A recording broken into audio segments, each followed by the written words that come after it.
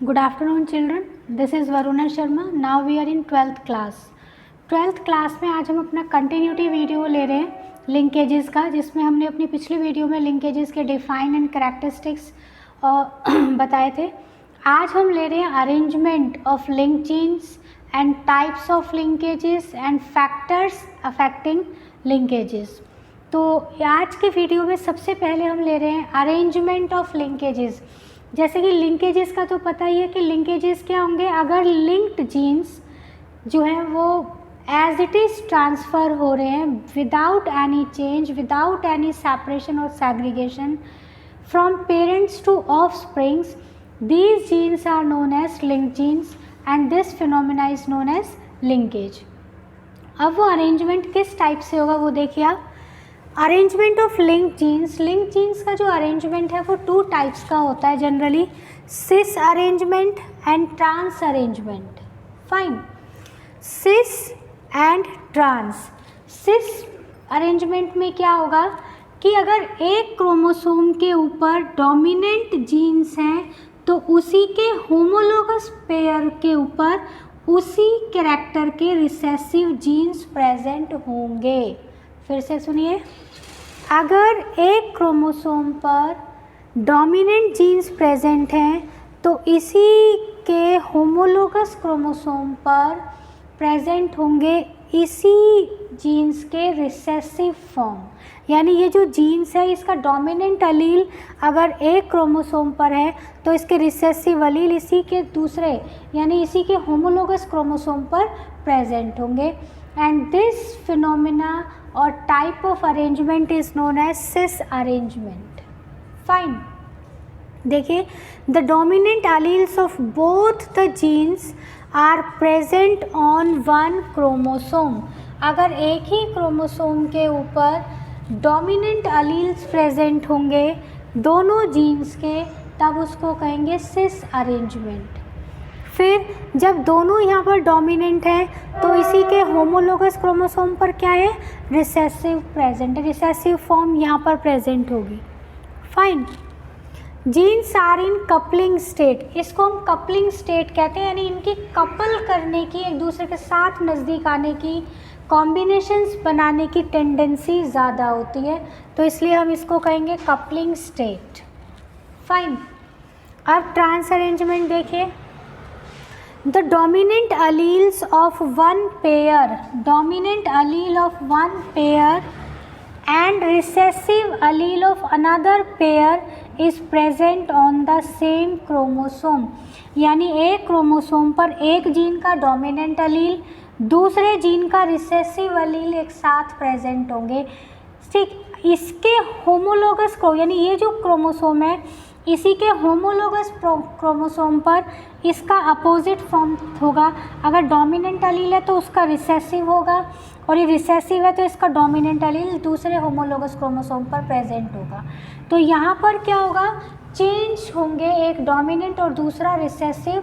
ऐसी कंडीशन में पेयरिंग कम बनती है और तब ये हो जाती है ट्रांस अरेंजमेंट, और इसको रिपल्सिव स्टेट भी कहते हैं. रिपल्सिव, दूर जा रहे हैं, रिपल्शन हो रहा है. तो डेफिनेशन देखिए. The dominant alleles of one pair and recessive allele of the second pair are present on one chromosome.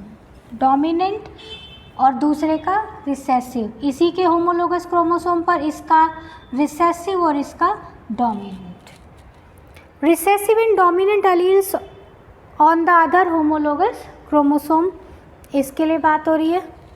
And genes are in repulsive state, ये रिपल्सिव स्टेट में होंगे, एक दूसरे से दूर भागेंगे, कपल कम बनाएंगे और दूर ज़्यादा जाएंगे, तो इसीलिए हम इसको कहेंगे repulsive state. Types of linkage. Types of linkage देखिए आप. टाइप्स ऑफ लिंकेज में हम कहेंगे कि linkages are of two types, complete linkage and incomplete linkage. एक होगा कंप्लीट लिंकेज, दूसरा होगा इनकम्प्लीट लिंकेज. तो कंप्लीट लिंकेजेस में देखिए आप, कंप्लीट लिंकेजेस में जीन्स आर लोकेटेड क्लोजली.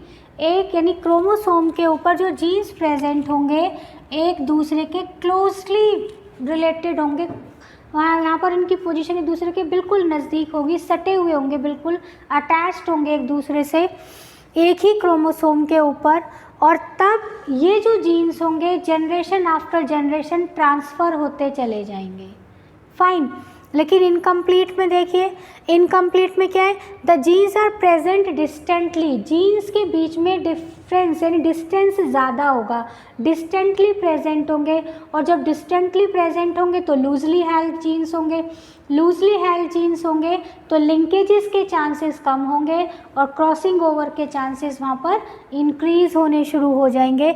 तो यहाँ पर डिस्टेंटली प्रेजेंट होने की वजह से जीन्स में सेपरेट होने की टेंडेंसी इंक्रीज होगी, जिसकी वजह से क्रॉसिंग ओवर या रिकॉम्बिनेंट्स लीड करेंगे। नेक्स्ट देखिए यहाँ पर कंप्लीट लिंकेजेस। कंप्लीट लिंकेजेस का भी हमने बात की, सेम क्रोमोसोम पर प्रेजेंट है, क्लोजली लोकेटेड जीन्स होंगे, generation after generation as it is transfer होते रहेंगे। तब यहाँ पर जो क्लोजली रिलेटेड जीन्स हैं, parental combination as it is transfer हो रहे हैं नेक्स्ट जनरेशन में, तो there is no crossing over, यहाँ पर क्रॉसिंग ओवर नहीं होगा। किन के बीच में? क्लोजली लिंक जीन्स के बीच में क्रॉसिंग ओवर नहीं होगा। जब क्रॉसिंग ओवर नहीं होगा तब ऐसी कंडीशन में क्या होगा, पेरेंटल कॉम्बिनेशंस इंक्रीज करेंगे। इट इज़ रेयर अक्रेंस, ये कम दिखाई देता है ऐसा, क्योंकि जनरली होता नहीं है क्रॉसिंग ओवर, एक वो भी एक नेचुरल फिनोमेना है जो कि आता ही आता है। तो इट इज़ रेयर अक्रेंस, जैसे कि मेल ड्रोसोफिला और फीमेल सिल्कवर्म में विजिबल होते हैं, कुछ एक करैक्टर्स हैं जो लिंकेजेस को मेंटेन करते हैं। And it produces parental types, ये पेरेंटल टाइप्स करैक्टर्स को मेंटेन करता है और रिकॉम्बिनेशंस इसमें नहीं बनते हैं।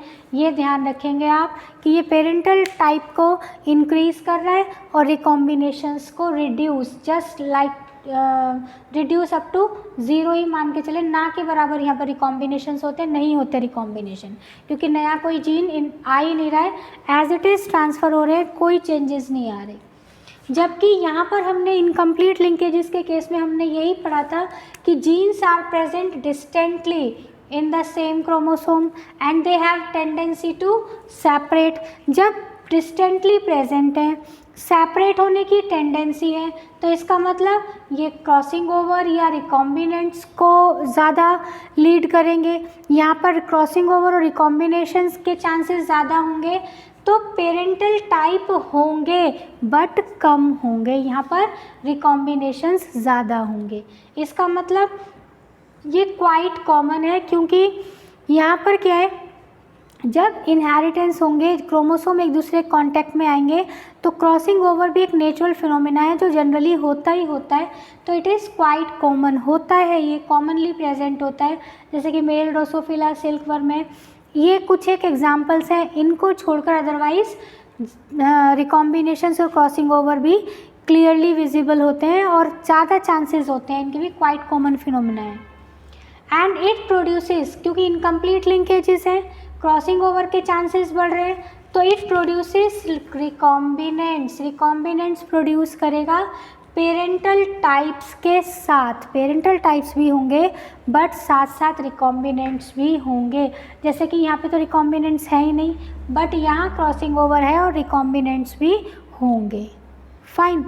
तो ये हमने लिंक चेन्स और यानी कंप्लीट लिंकेज और इनकम्प्लीट लिंकेज के बारे में किया है।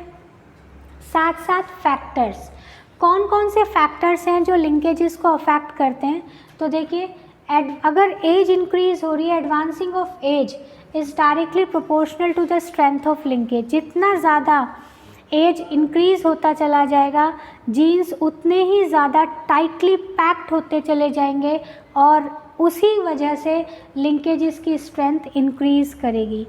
इनके अलावा अगर टेम्परेचर है या रेडिएशंस हैं या डिस्टेंस बिटवीन टू जीन्स हैं, इन तीनों का ही रेसिप्रोकल रिलेशन होगा लिंकेजेस के साथ। अगर टेम्परेचर वैरी कर रहा है, टेम्परेचर इंक्रीज कर रहा है, तो लिंकेजेस कम होंगे।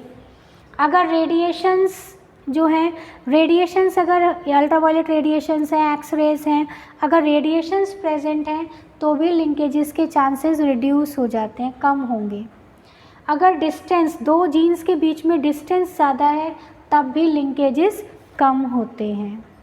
लेकिन लिंकेजेस के सिग्निफिकेंस भी हैं, और लिंकेजेस के अगर हम सिग्निफिकेंस की बात करें तो लिंकेजेस के कुछ एक सिग्निफिकेंस काफ़ी इम्पॉर्टेंट है, क्योंकि लिंकेज जो है पेरेंटल कॉम्बिनेशंस को इंक्रीज़ करता है और चेंजेस को कम कर देता है, जिसकी वजह से प्रोजेनी के अंदर generation after generation same characters transfer होते हैं।